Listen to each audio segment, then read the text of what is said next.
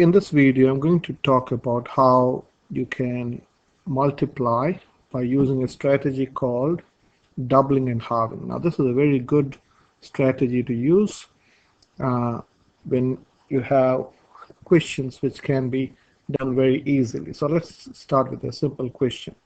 Suppose the question is 28 times 5. You can do this in different ways, but my focus is to teach you how to multiply by doubling and halving. So yeah, when you are multiplying two numbers, so let me start with a simple example. Okay, suppose if you want to do 8 times 4, you know it's 32. 8 times 4 is 32. Now what if I ask you it is 16 times 2? That is also 32. What is 32 times 1? That is also 32. I want you to look at the pattern here. 8 times 4. So what have I done here? 8 has become 16 and 4 has become 2. So what did I do here? 8, how is 16 related to 8? So well, you have doubled 8. So 8, if you double, you get 16. And how is 2 related to 4? So 2 is the half of 4. So when you're multiplying two numbers, you can get the same answer by doubling one and halving the other. The same thing has happened here. I have doubled this number. 16 times 2 is 32, and half of 2 is 1.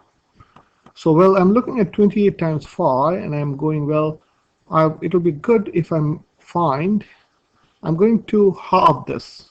I'm going to halve this. So tell me what's the half of 28? Well, that's 14. So if you halve this, you have to double this. And that's why it's called doubling and halving. I'll show this on a calculator. So it's 14 times 10.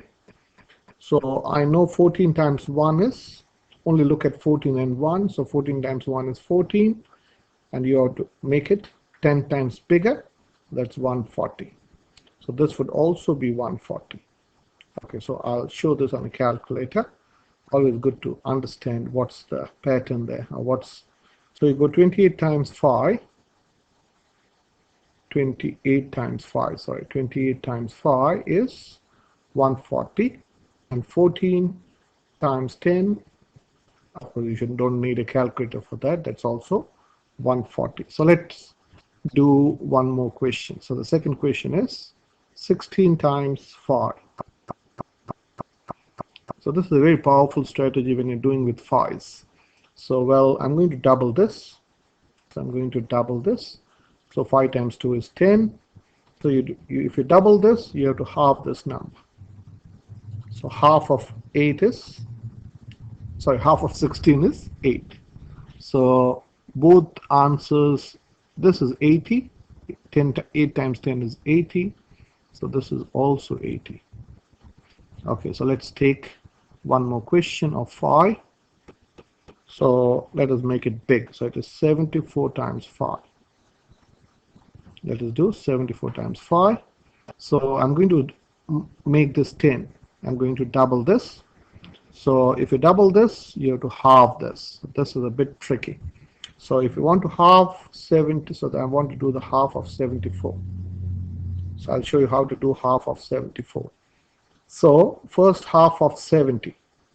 Half of 70 is, you can again split this in 60 and 10. So half of 60 is 30 and half of 10 is 5. So this is 35. Then you do half of 4. And half of 4 is 2. So this is 37. So half of 74 is 37. And so 37 times 10 is 37, and then you put a 0 because you're making 10 times bigger. So this would also be 370. So let us do that on a calculator. 74 times 5 is 370, and 37 times 10 is also 370. Okay, so let me make it still bigger. What if the question is 112 times 5? So you may wonder, well, can we do this Yeah, you can do any number. If it's far, you can use this strategy for any number. But you should be good at doubling and halving. So I'm going to double this. So if you double this, you get 10. So I'm going to halve this. Okay, so I don't know half of this. I'll go half of 100. Half of 100 is 50. And half of 12, that should not be difficult, which is 6. So half of 112 is 56. So this is 56 times 10, which is 560. So this is also 560. So let's check that on a calculator. So this is, the question is 112. So let me cancel this. 112 times 5 is 560. And what was the other number? So this was 56 times 10. 56 times 10, you don't need a calculator. That's also 560.